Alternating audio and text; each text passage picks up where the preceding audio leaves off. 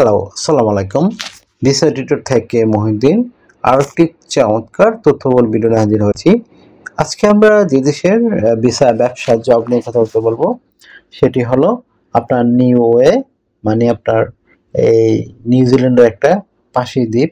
এটা চমৎকার একটা দ্বীপ, আপনি আরও সুযোগ সুবিধা রয়েছে এখানে। তো আপনি যদি ইন্টারেস্ট থাকেন যে এই দ্বীপে যাবেন বা ভিজিট করতে বা ব্যবসা করতে, কাজ করতে, তাহলে আপনি পুরো ভিডিওটি দেখতে পারেন।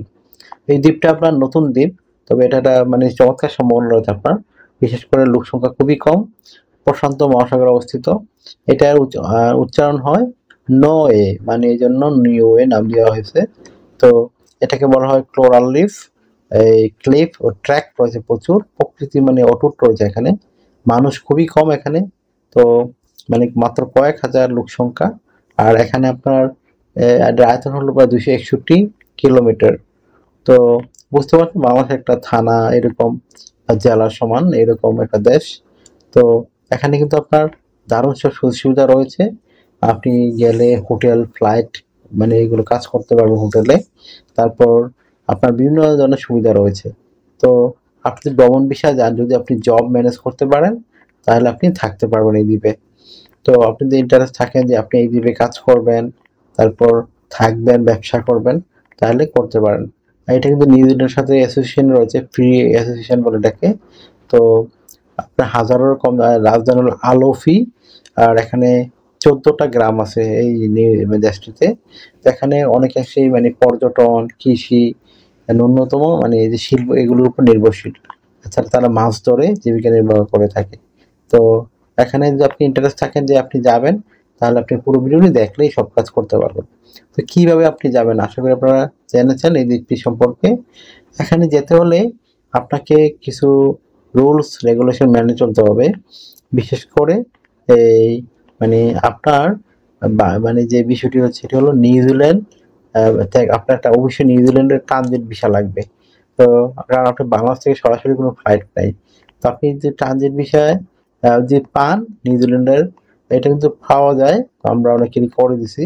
তো এখানে যে সুযোগটা আপনি নিতে পারেন, 1 সপ্তাহের মধ্যে আপনার রেজাল্ট চলে আসে ট্রানজিট ভিসার।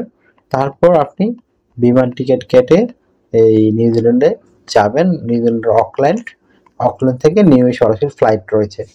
তো এরকম মানে সুযোগ সুবিধা রয়েছে আপনার। তো আপনি ট্রানজিট বিষয়ে যেটা বলছিলাম, সেটা আপনার আবেদন করতে কিন্তু আপনার নিউ ইয়ার আপনার লাগবে, আপনার বিমান, হোটেল বুকিং, ফ্লাইট রিজার্ভেশন। তারপর আপনার আপনি যদি জব করে থাকেন, আপনার কোম্পানি এনওসি পেপার লাগবে, আপনার স্যালারি সার্টিফিকেট 3 থেকে 6 মাসের। তারপর আপনি যদি ব্যবসা করে থাকেন, আপনার ট্রেড লাইসেন্স লাগবে। তারপর আপনার যদি ট্যাক্স সার্টিফিকেট থাকে সেগুলো লাগবে। তারপর আপনার ব্যাংক স্টেটমেন্ট, আপনার একটা ভালো একটা অ্যামাউন্ট দেখাতে হবে, ভালো লেনদেন করেন এরকম অ্যামাউন্ট, তখনই কিন্তু আপনি নিউজিল্যান্ড ট্রানজিট ভিসার আবেদন করতে পারবেন। তো তারা কিন্তু সম্ভব নয়। আশা করি বিষয়টা বুঝতে পেরেছেন। তো মানে আপনাকে আগে নিউজিল্যান্ডের অবশ্যই ট্রানজিট ভিসা করতে হবে, তারপরে দ্বীপটিতে যেতে পারবেন। আর নিউজিল্যান্ড থেকে এখানে খুবই কাছেই যেতে, তাদের বিমান ভাড়াও কম। তো আপনি কিন্তু এখানে একবার যেতে পারলে আপনার দারুণ সব সুযোগ সুবিধা রয়েছে। আর এখানে কখনো এত জনসংখ্যা অনেক জানেন নেই। তো আপনি কিন্তু এখানে ভালো ব্যবসা জব করতে পারবেন। অনেকে প্রশ্ন করেন যে আমি মানে ভিজিট ভিসায় গিয়ে কি করব।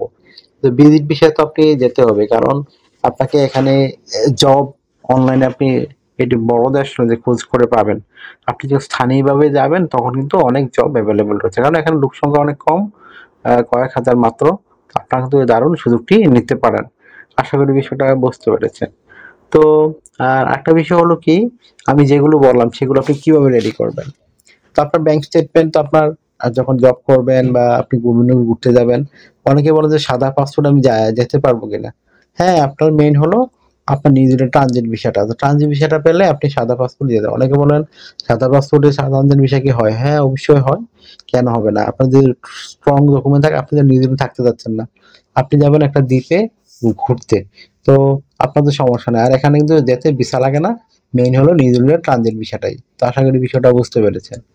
তো আপনি যেটা বলছিলাম যে এই ডকুমেন্টগুলো কি রেডি করবেন। তো আপনি হোটেল বুকিং সেটা নিজেও করতে পারেন অনলাইনে, আবার বিভিন্ন এজেন্সি আছে তারা করে দেয়। আবার ধরেন ফ্লাইট আইটিনারি যেটা, সেটা আপনার রেডি করতে হবে। মানে আপনি ওখানে যাবেন, তারপর আপনি আবার ব্যাক করবেন। এই ধরনের মন মানসিকতা নিয়ে আপনাকে যেতে হবে। তারপর আপনার একটা কভার লেটার লাগবে, আপনার একটা প্রফেশনাল সিভি, আপনার ট্রাভেল আইটিনারি, ধরেন আপনি 1 মাস থাকবেন এই দ্বীপে বা 15 দিন থাকবেন। এই 15 দিন কি করবেন? সকাল, বিকাল, দুপুর প্রতিটি টাইমে আপনাকে বর্ণনা দিতে হবে।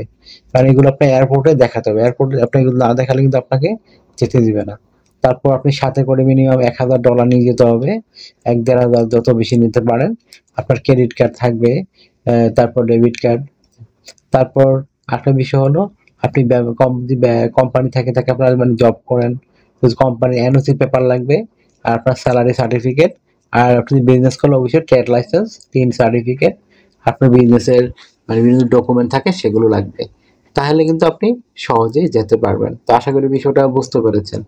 তো আপনি যদি আপনার কোনো মনে প্রশ্ন থাকে তাহলে আপনি আমাকে হোয়াটসঅ্যাপের মধ্যে আমার যে নাম্বার রয়েছে সেখানে মেসেজ দিতে পারেন।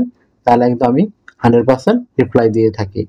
তো আপনার সহজ কথা হলো, আপনি ডকুমেন্টগুলো রেডি করে নিজের ট্রানজিট ভিসা আবেদন করবেন। ট্রানজিট ভিসা পেলে 1 সপ্তাহের মধ্যে আপনি কিন্তু নিউ দেশটিতে যেতে পারবেন।